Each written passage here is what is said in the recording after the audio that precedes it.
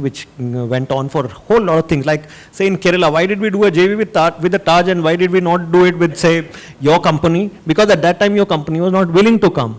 But it's a fact that we did not go in for a global bid and checked out with everybody, because the way was that, okay, it's a JV, if you want to come in, you're welcome. And somebody came and said, okay, we want to do a JV with you. We actually proactively handed over a couple of properties to them which they didn't want. Correct. Saying that, why don't you take this also? And they said, we don't want this. And we said, no, if you don't take this, we won't give you Cochin. But today, if you do the same thing, it is seen as an agenda. And policies which were framed for the 40s and the 50s and the 60s continued to remain so, although the demand for the government services or government assets really went up. And that is why these questions are coming up. I don't think we ever thought that spectrum could be priced in the 60s, because there was nobody wanting to put up one, technology was not there, and two, nobody realized that spectrum could generate you 100,000 crores. Sure. I'm acutely conscious of time, and although we started late, I'd like to finish on time. So I'd like to give maybe 3 to 5 questions to the audience, if somebody can take the mics and hand them around. So first come, first serve in this case, like spectrum.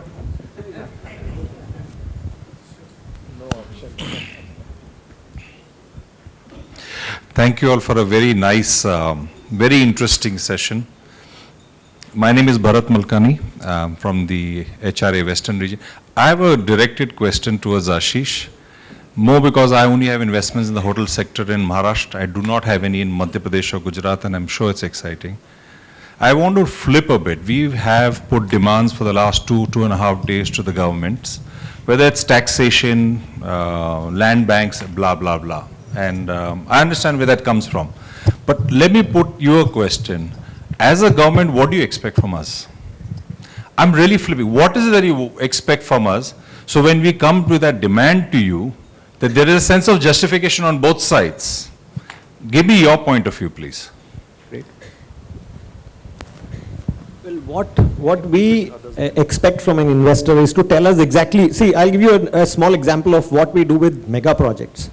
We say that you come out with your requirement to the government, and we'll tailor everything to suit your investment. Of course, there is a certain limit to the investment there, and it includes employment as well as the amount of money that you put in. To some extent, this kind of somewhere does not deal with the small investor. But a mega project investor in Maharashtra gets a tailor-made deal. So you come and say, I want to put in 500 crores, I'll tell you, okay, what do you need to put in 500 crores? And we sit across the table, we negotiate, and we sign an MOU with you even today in the current environment. And we've just done that with General Electric, we have done it with Corning Glass, we've done it with, these are the large investments which have just materialized in the last few months that I have, or last 2 years that I've been in the CM's office. And we've done that with Volkswagen, we've done it with General Motors, we've done it with Tata Motors, with Mahindras.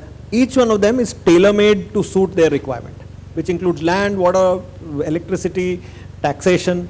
But this cannot be done with every person who wants to invest. You come to me and say, I've got 10 bucks to invest, can you give me a concession on X, Y, or Z? It's not possible to do it that way. But if your investment is small, then what we would expect from you is to tell us as to how is it that we can make it happen. We are also completely foxed by a very small investment, and we don't know how to deal with it. Because not every investment can qualify to get all the benefits. As I said, there are competing demands. Like, say, to give you an example, let's say if Mr. Dave's company comes and says that we want to build in a Ibis here, and then we have a Ritz-Carlton coming in saying that we want to build Ritz-Carlton on the same land. The tendency is to kind of look at the Ritz-Carlton as a more desirable investment for the same land than an Ibis. And I'm not saying that there is no mistake on our part, but unfortunately that is the way we look at it. So if it's a small investment, we are still not tailored to attract it very proactively. And that's where I think your federation needs to play a bigger role by telling us as to how do we deal with the small investment. We have a policy in place. Our policy is not like, it's not stated in, it's not too much of English. It's very clear-cut policy. What are the benefits that you'll get? It does not say anything other than that. The tourism policy of Maharashtra actually only says that you'll get these concessions if you put in money in these locations. If you are a mega project, you come into the mega project policy. That policy also only says what concessions you will get if you bring in mega investment. And there are limits to ceilings to that 250 crores, 500 crores, 750 crores, 1000 crores. And there are, of course, ceilings to the employment there, that if you bring in 250 people as employment, 500 people as employment, and so on. So if you adhere to those ceilings and limits, you get the concessions across the table. And these are like a buffet already available to you. I mean, there's no hidden stuff in there at all. Okay, but next land is not a part of it, in hotel projects. In industrial projects, in industrial townships, land is also a part of it. Mr. Rangachari, question.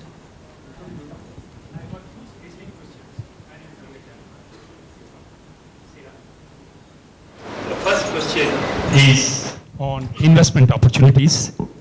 I don't know what has happened in Gujarat or Maharashtra or Madhya Pradesh. As far as South is concerned, when we apply, the land is a gold mine, it increases.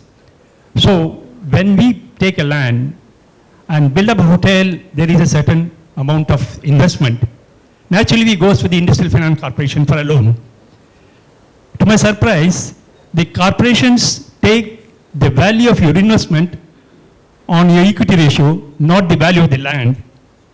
So if you don't take the value of the land, which increases, how do you expect an entrepreneur to have a thing to be completed on time when the gestation period is moved? Because the equity ratio is rather very minimum between the private and the public. I hope in your states, this sort of a rationalization is removed.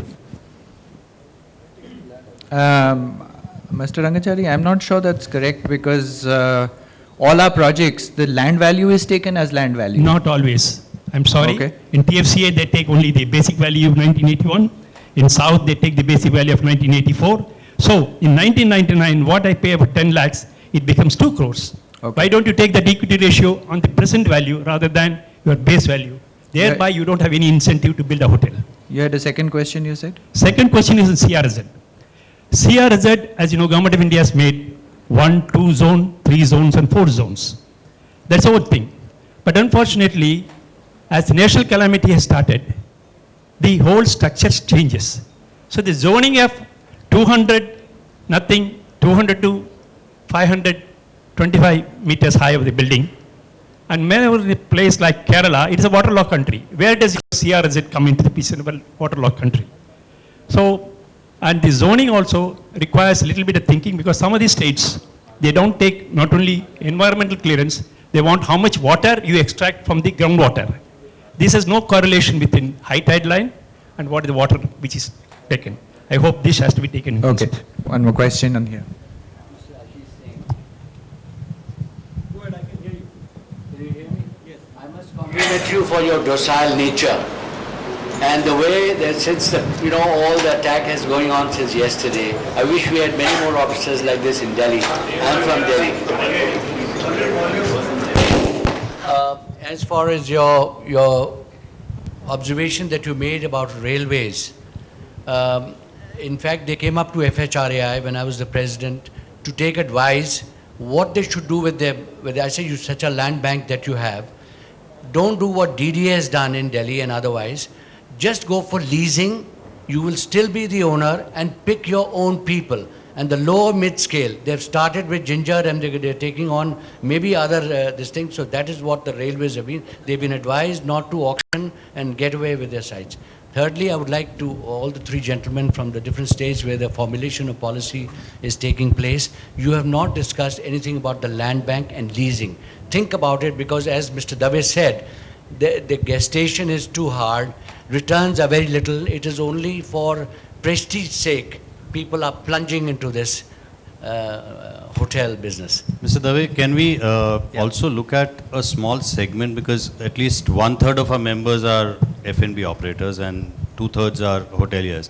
So we're just talking hotels, and the F&B guys are getting a bit impatient. Okay. And we have two big answers coming in from these two states. Gujarat, prohibition, talking about anything on alcohol is taboo because Gandhiji was born in Gujarat, and he is not the father of the nation, he is the father of Gujarat only. Because there's probably everybody else is not connected with Gandhiji and they can serve alcohol anyway. For the reason of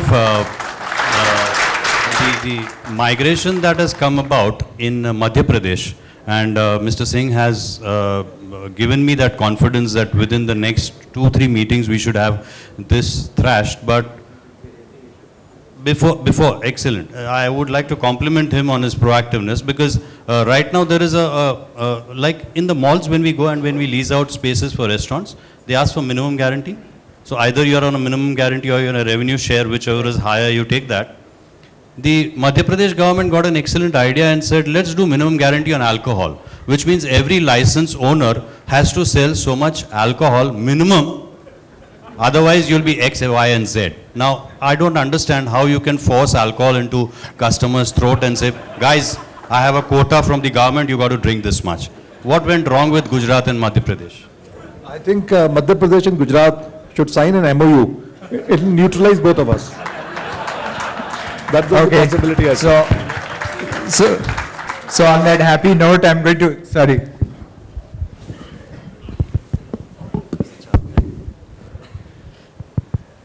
During the lunch break, some of the hoteliers from Indore, they have met me, and from Bhopal also.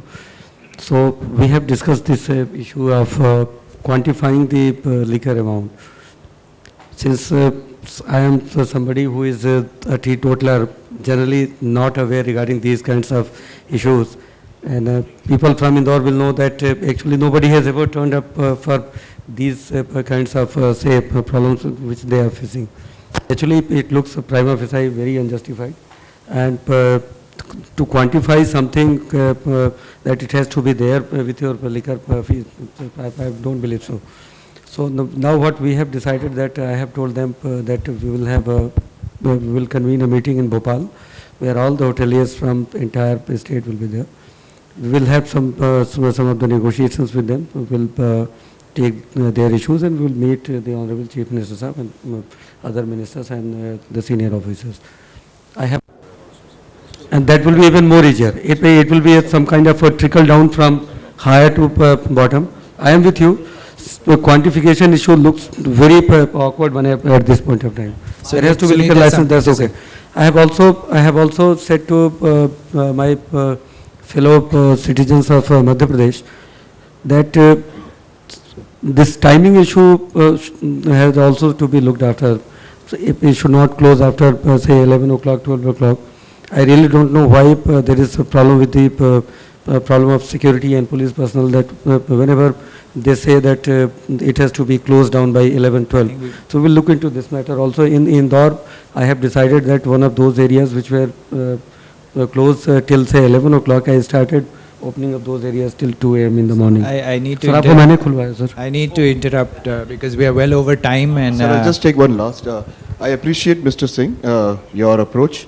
As chairman of Madhya Pradesh committee, at least emptied number of times have taken these issues in the last 2 years since this draconian liquor policy came in. Something which nowhere in the country we get to see, where we not only are forced to buy a liquor from a particular vendor, that is Theka, and I am forced to buy liquor of the brands that only he keeps. So I have no choice but I have to buy it by chance. That's number one. That also should be abolished, sir. If I have to buy Foster's, I don't get Foster's, I have to buy only Kingfisher from him. Sunit, point well taken. He's come out with a solution before you raise the issue. So I'd like to thank our panelists for their candor and also for their very forward-looking policies. And facing two tigers here, I would not have been a secretary if I were to face two guys over here, just be on our own way. So thank you very much for being a great audience. Thank you.